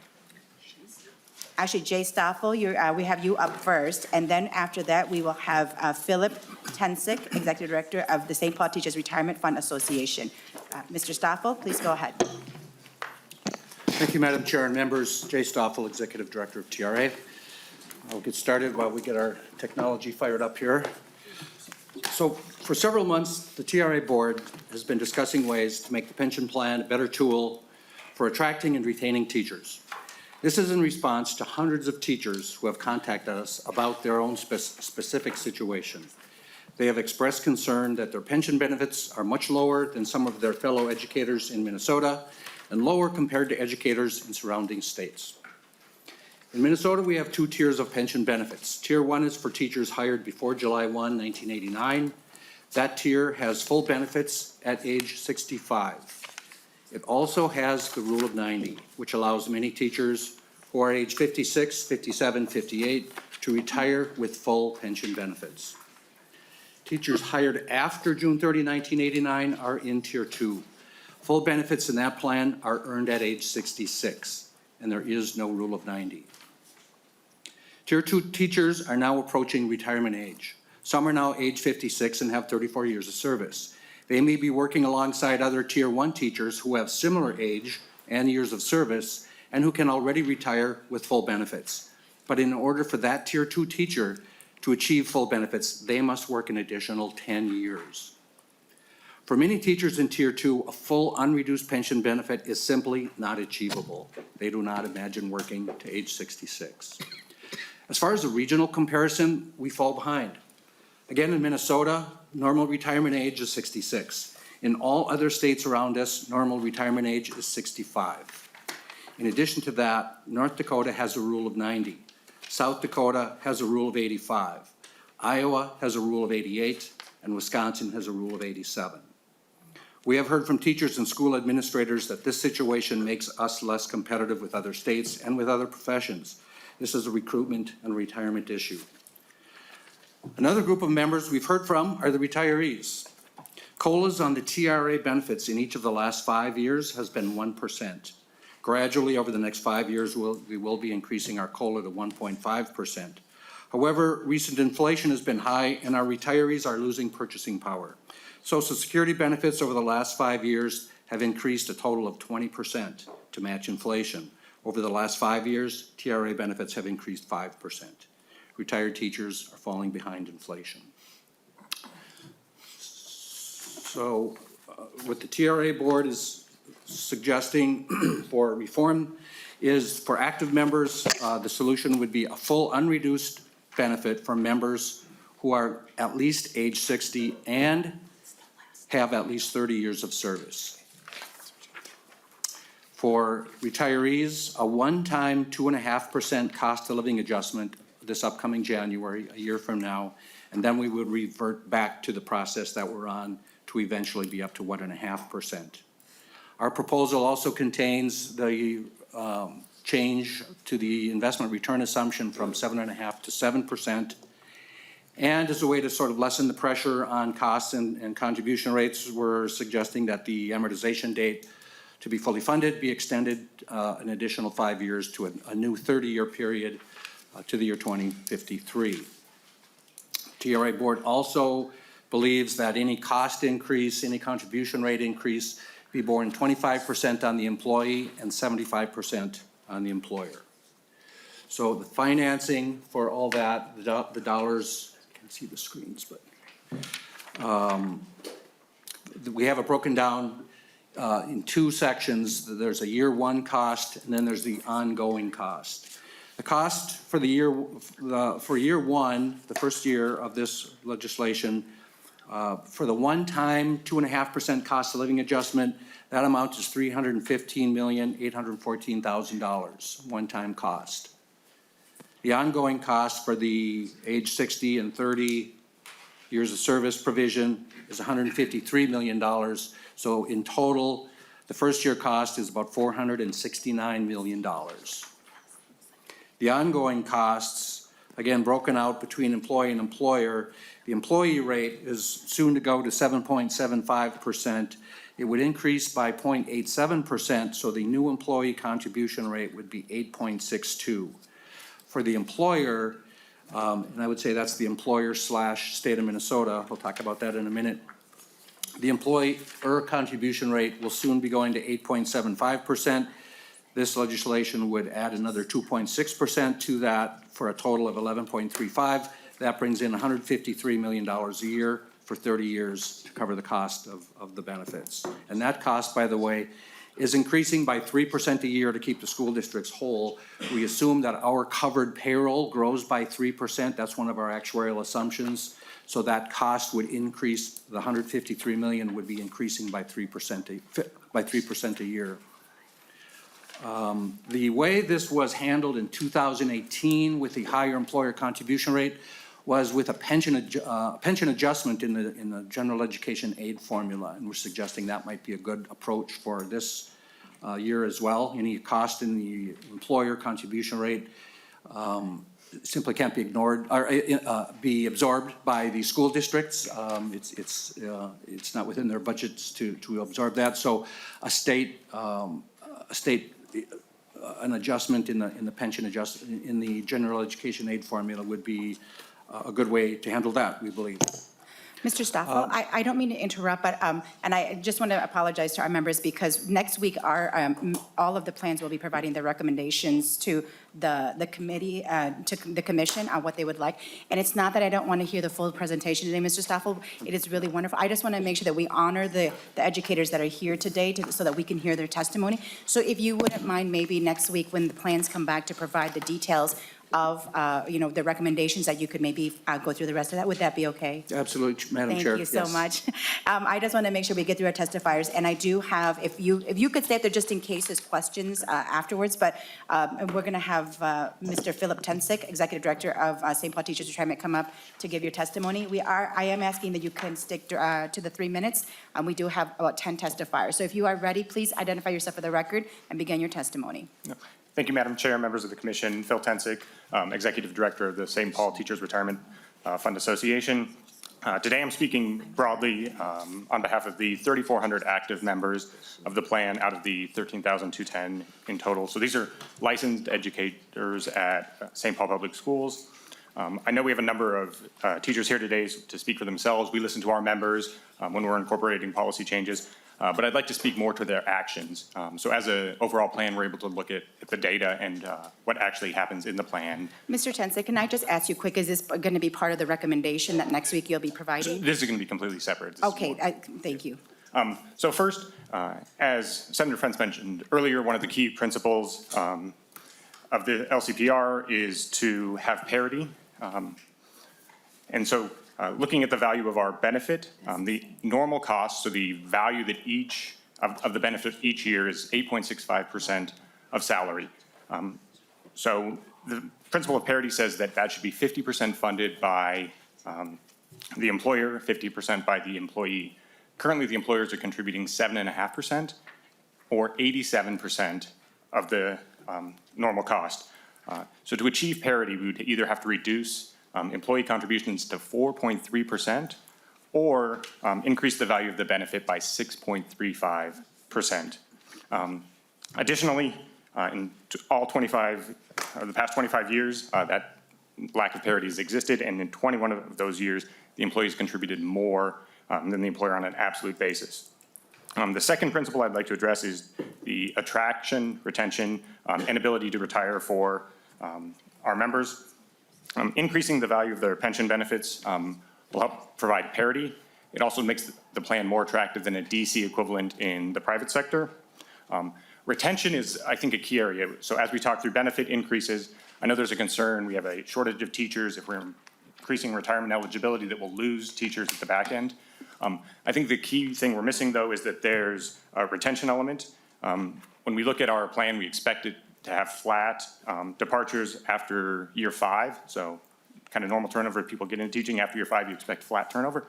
What we actually see is very, very low turnover beyond year 5 until year 11. And then from 11 to 13, we see high turnover. So we see a peak in turnover mid-career and then very low turnover. So by increasing the value of benefit, we expect that moving the finish line closer would decrease that turnover mid-career because they would see the light at the end of the tunnel. Finally, for retirement, there's not a line for the exit. So improving retirement eligibility doesn't create an exodus. For rule of 90 eligible teachers, we only see about 30% of those actually exercise that right. So increasing retirement eligibility doesn't create a line for the exits. Only 34% of teachers leave the first year they're eligible. And I hear the beep, so I'll give you my final statistic. Only 17% of normal age retirements happen before or after age 70. That doesn't include the people who actually don't retire. So 32% of normal retirements, of eligible retirements, actually happen after the age of 70. So we see long into teaching, even with early retirement ages. Thank you for my time. Thank you, Mr. Tensick. Next, we have Scott, and I'm going to say this last name wrong, my apologies, but it's Verbraden, Superintendent, Browerville Public Schools. Please come up to the testifier's table and identify yourself for the record. And after that, we have Jason Savage, Principal of Pillager High School. Madam Chair, members of the commission, my name is Scott Vedbrut, I'm the Superintendent of Browerville Public Schools. I'm actually filling in for Superintendent Blaine Novak, who was actually stuck in the southern part of the states last week, and he was too far away from his district, and he did not want to miss today. So I will go as fast as I can. I have 3 points for you today. First one is straight financial. You are asking teachers in Minnesota to teach an additional 10 years. The only problem with that is that you have no financial acknowledgement for districts to pay for those 10 years. In Browerville, a small district, I have 43 teachers. That cost is $25,000 extra per teacher. And teachers my age, that is $300,000 a year for the next 10 years. How are we gonna pay for that? So that's my question. Once the general legislature addresses that statewide, please put that into TRA because it's the same amount of money. Okay, that's the first question. Second question, there are a lot of districts that are currently using teacher buyouts to drop their payrolls. They will no longer be able to do this because those teachers will be able to teach until they are 66, 67 years of age. And they will not be retiring till then. So we just ask you to take that into consideration. 2 other principles that I have to ask you. This is my 29th year of education. 9 years as a teacher, 2 years as a principal, and 18 as a superintendent. I began my college career in 1988 when education believed that there was something to look forward to, a retirement program. And by the time I left college, that was gone. My generation fought for a chance for an interview. Today I sit on the other side of that table. My son will graduate as a secondary teacher. How am I to encourage him to follow in my footsteps and to teach in Minnesota? They just said the Dakotas are in the rules of 90 and 85, but they also neglect to tell you that a majority of the districts in North Dakota are also paying the employee's share of TRA. That means that their checks are 7.5% bigger than a Minnesota teacher's. Also, we also have a shortage of substitutes. We relied heavily on retired teachers to come back and substitute teach in our districts. It is not uncommon to see our teachers teaching our prep periods, administrators teaching in classrooms and are doubling up in each of our classes on a daily basis. So I just want to make sure you understand, because I know that we're trying to get through a ton of people and I'm trying to go as fast as possible. Financially, we need your guys' help because we can't even do it with 10 years extra teaching. We need to have something to attract teachers into the profession and to keep them here. And we also need help to have some substitute teachers too. So thank you for your time today. Thank you, Mr. Verbraden. Next, we have Jason Savage, and after that is Jeff Koser, teacher of Hopkins School. If you are ready, Mr. Savage, please identify yourself for the record and begin your testimony. Hi, I'm Jason Savage. I'm the principal at Pillager High School, and I really am honored to be here in front of you today and having the opportunity to speak. I had a young staff member ask me the other day if it's true he was contributing around 80% of his own pension costs, and he can't access his money until 66 years old. And I said, yeah, that's fairly accurate. He asked, why does the vast majority of the state contribution go to unfunded liabilities? And I said, well, in my opinion, it's because of the mistakes of the TRA boards and legislators of the past. When the TRA funding got to 100% in 1997, what did we do? We slashed the employer contribution to all-time lows. And at that time, we also gave 50% COLA increases to Tier 1 retired teachers. In 5 years, nearly 50% COLA increases. And that put us on a trajectory to come out of that 100% funding. In Minnesota, he asked me, what did they try to do to fix that? And I said, well, in Minnesota, unlike some states, we held those who received the money harmless. We decided to push the corrections onto the current and next generation of educators by raising employee contributions to record high levels.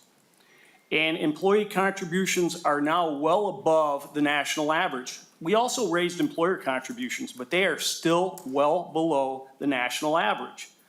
They also instituted much harsher early retirement penalties for Tier 2 educators and eliminated deferred augmentation. And of course, Minnesota continued with one of the worst full benefit retirement ages in the nation for Tier 2 educators. He said, so we pay more, work up to a decade longer for full benefits, and have significantly harsher early retirement penalties because of the overspending and underfunding of others. And I said, yeah. He said, that's a pretty poor recruitment strategy. I said, yeah, it is. I responded, Minnesota TRA is not going to help Minnesota recruit any teachers, simply because of the full benefit retirement age and the harsh penalties that make Tier 2 teachers feel trapped. When you feel trapped, you are either going to fight, which you're seeing right now, or you're going to try to escape, which if you do nothing this year, you're going to see a mass exodus of teachers out of the profession of all ages. LCPR members, you will send a message to all Minnesota Tier 2 educators this year. Through your actions and your votes, I ask you to remove the trap, lower the Tier 2 retirement age, soften the penalties to Tier 1 levels. The proposal that Mr. Stoffel has put together is a great starting point, and I absolutely endorse it. I would also have you look at establishing a fund for public pensions. Use the money when you pass the marijuana, when you pass THC, which you did last year, when you pass sports betting, put it into a trust fund to pay for public pensions. We're the people that have to deal with it. So it would be kind of nice if it paid down those unfunded liabilities. I also gave you a survey. Mr. Savage, if you could wrap up your testimony. Yep, I also gave you a survey that says that your teachers are willing to pay more for their retirement and some information regarding them. Thank you very much. I appreciate it. Next is Jeff Koser, and after that is Jim McComas-Busa, math teacher at Roosevelt High School in Minneapolis. Please identify yourself for the record and begin your testimony.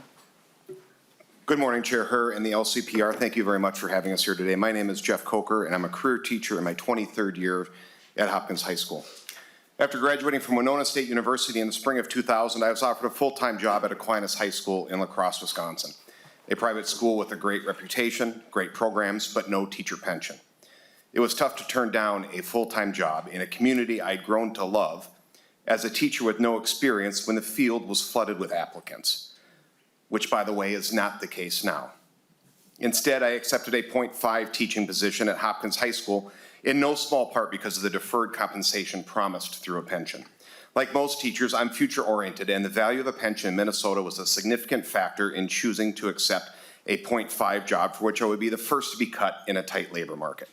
My father collects a pension after a career with the Canadian Pacific Railroad, and my mother collects through PARA after joining the Hennepin County Library System in her late 30s. They played no small part in convincing me to take the risk in Minnesota. It was a recruiting tool for me, but in my early 20s, my professors, my classmates, my family, and I were not armed with the reality of the impact of the post-1989 pension benefits. We knew about Rule of 90, but we were not armed with what the reality was for my career starting in 2000. Under the current retirement plan, at 45 years old, I've just passed the halfway mark of my career to earn my full unreduced pension benefit. Knowing what I and tens of thousands of others now know, I would not advise my 22-year-old self to pursue a teaching job in Minnesota. Governor Walz has made it a stated goal to recruit teachers to the state of Minnesota, and I don't know of any teacher who would be convinced to uproot their lives for this pension. A just and equitable pension is also a retention tool. I have a colleague who left education altogether after 21 years last year and is satisfied in a different career. She knew she was walking away from a better pension if she had stayed, but with so much time left in her career, she didn't see the value in staying. When I spoke to her about the energy and the excitement surrounding the movement for pension reform and what that might mean for her, her comment to me was that she might need to come back. When a teacher accepts a position, it's an implicit agreement. We know our mobility is limited. We know school students and our careers are best served by investing in one community for most of our professions. We know we can make more money in other careers, especially as we now see inflation raising wages outside of our career, and our wages are stuck until our next contract is negotiated sometime in the next 12 months through 165 different statewide contracts. We also know that when the state is going through difficult times, as I've experienced several times in my career, that teachers have been and will be asked to take 0% salary increases. We enter into these agreements trusting that our pension will be just and equitable, and that during better times, the state might be able to make a teacher's compensation more competitive.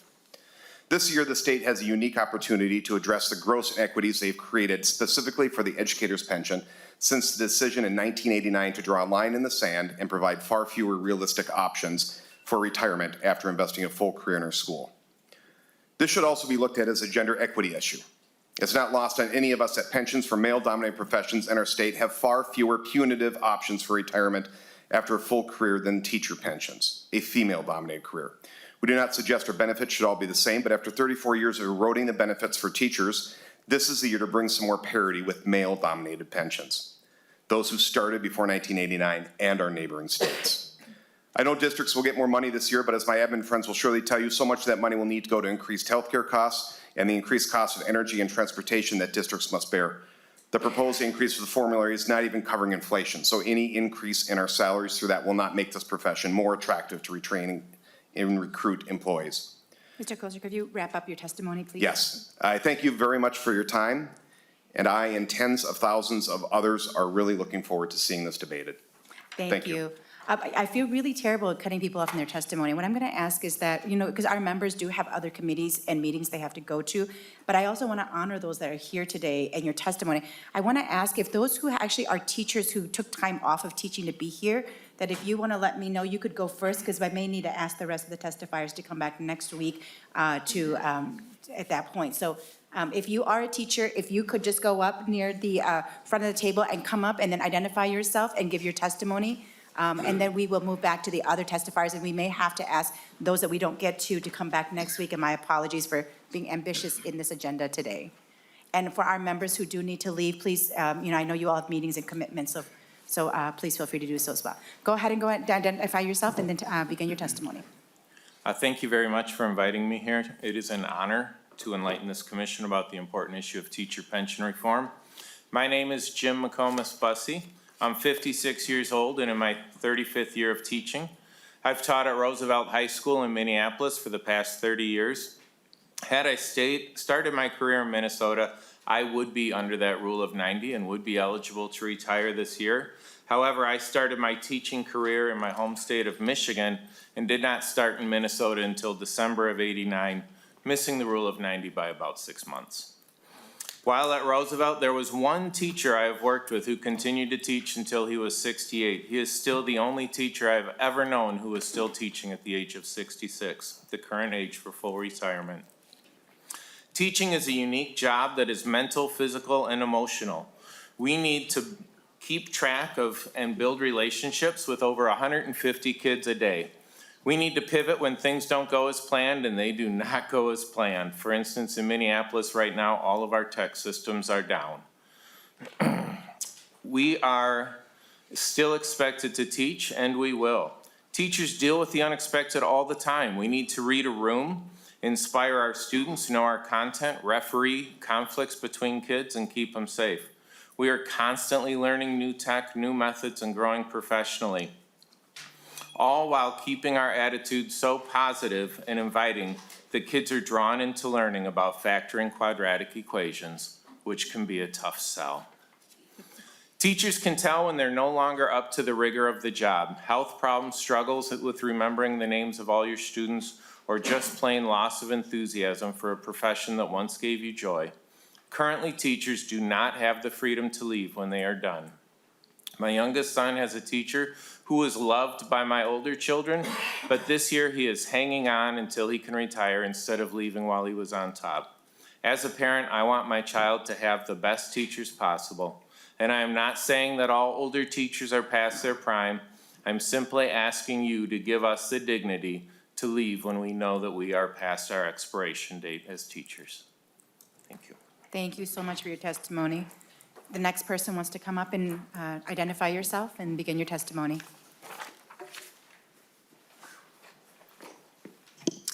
Thank you, Honorable Chair, Representative Herr, and Pension Committee members. My name is Julie Seiler. I am a middle school band teacher of 33 years and counting in Minnesota Public Schools. And yes, I have a special place reserved in heaven. I am an Education Minnesota member, and those of us that began teaching after that magical date of July 1, 1989, who missed the rule of 90, will not receive full TRA benefits until age 66. Educators who work the exact same number of years and are the exact same age will receive stark differences in retirement options. This is grossly unfair and unjust.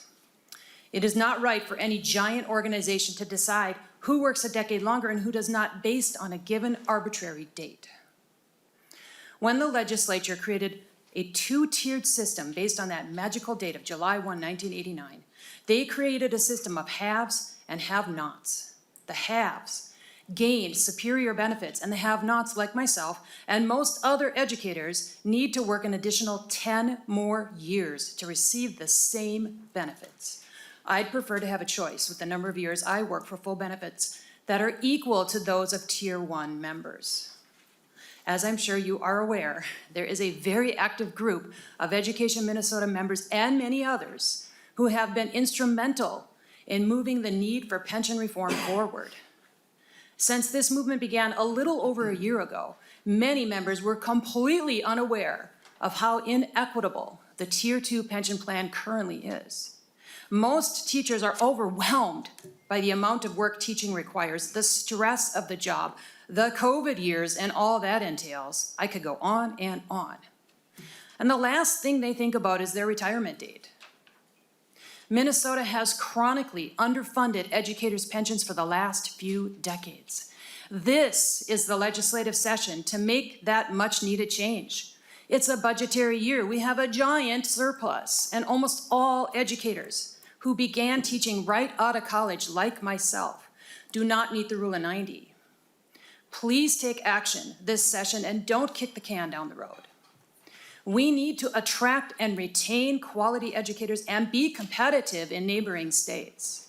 Now is the time for Minnesota to invest in quality public education. It is time to take care of educators and show them the gratitude they deserve with a strong pension plan that includes equitable early retirement options equal to those of Tier 1. Thank you for the time. I appreciate being heard today on behalf of the many educators in our state. Thank you so much.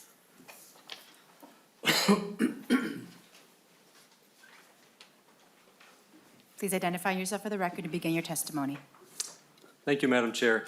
My name is Will Bauman. I teach math and economics at Ridgewater College, and I'm a member of Education Minnesota. My wife is a middle school English teacher. All three of our children have expressed interest in teaching, but unless there's TRA pension reform, my kids will not be teaching in Minnesota. The current refund policy, combined with no deferred augmentation, makes teaching in your 20s a high-risk gamble. Someone teaching 15 to 20 years for the last years of work will get the full purchasing power of their benefit because they collect immediately after teaching.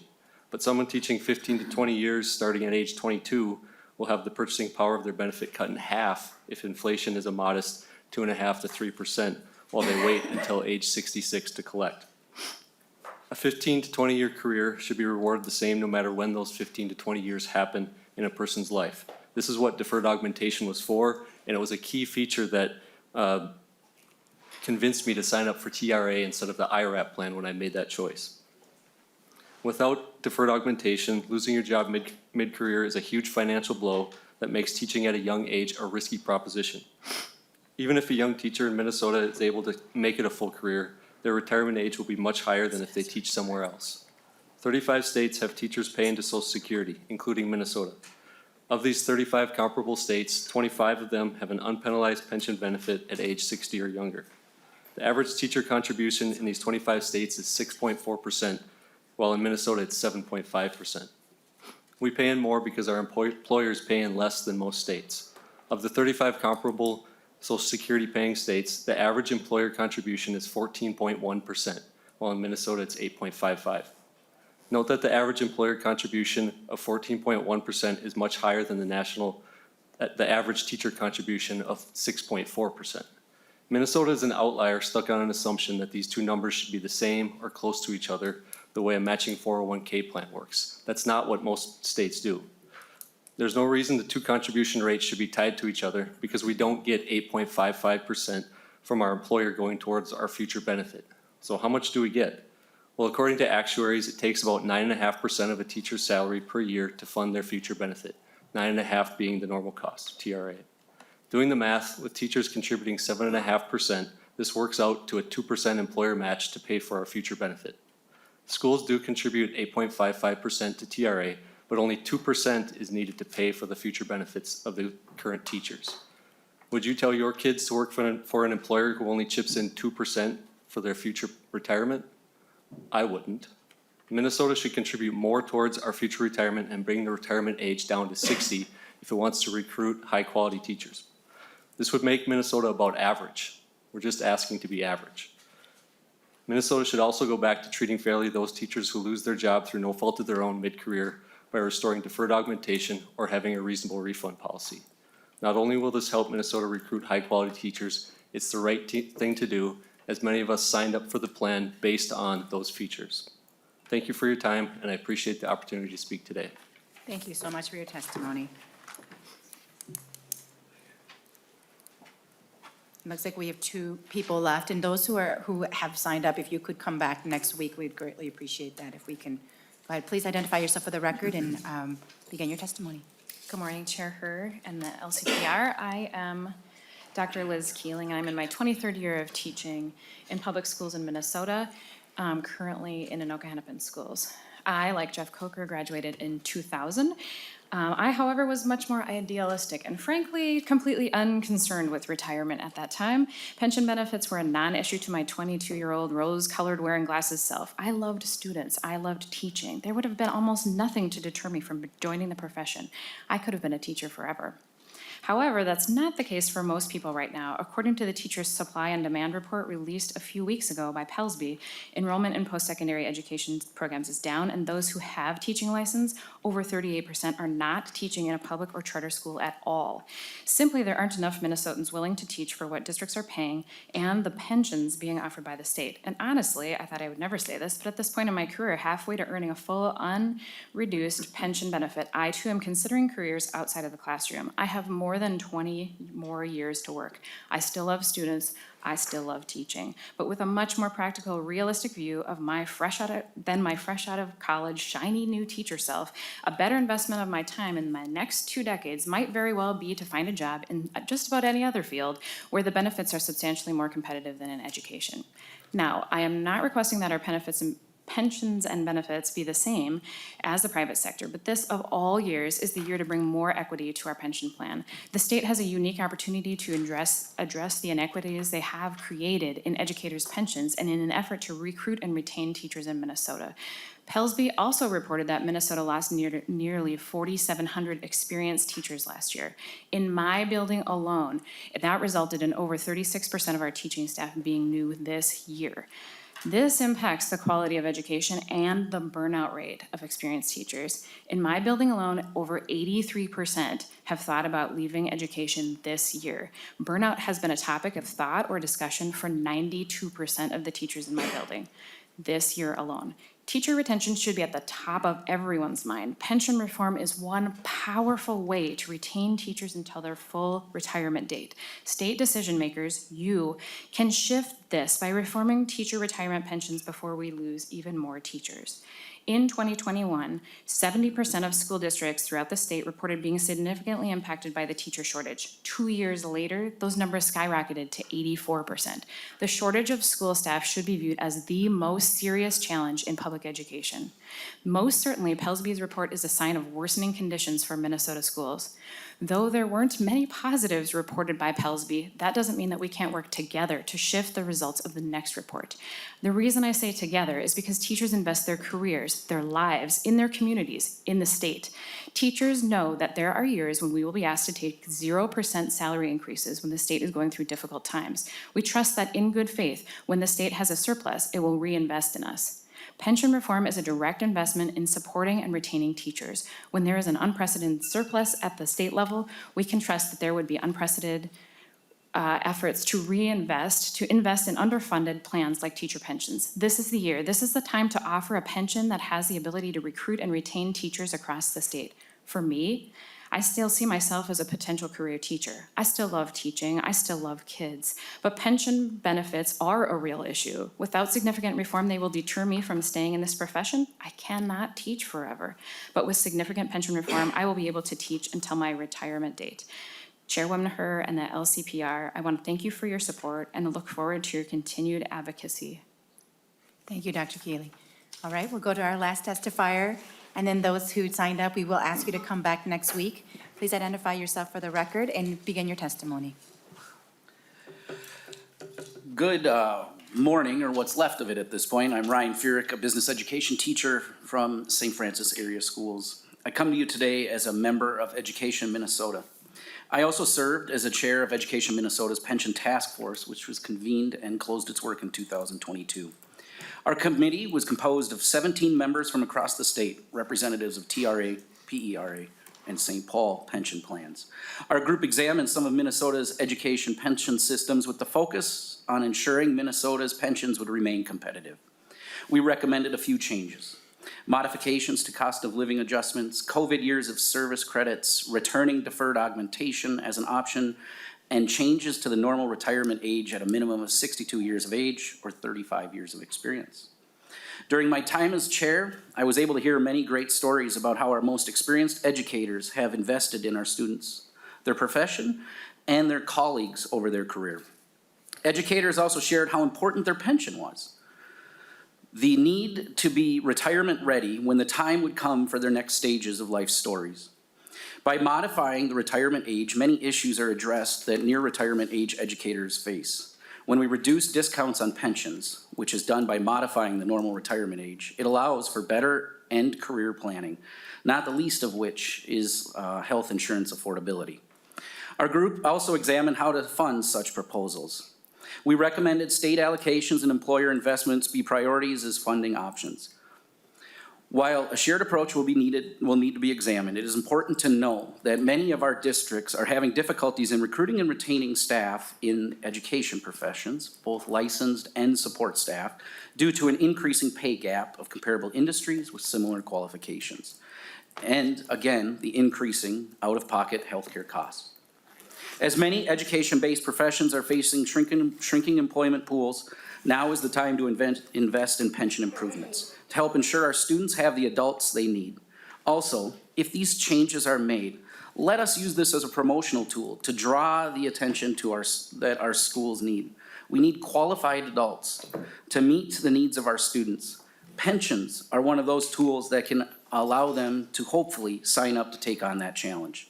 On behalf of the educators across the state, I thank you for your consideration today.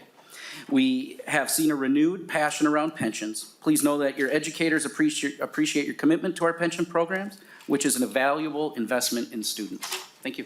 Thank you so much for your testimony. And Mr. Stoffel, I guess you can leave the testifier's table. I know you, you are going to be able to present next week the plan, finish off the plan information, recommendation.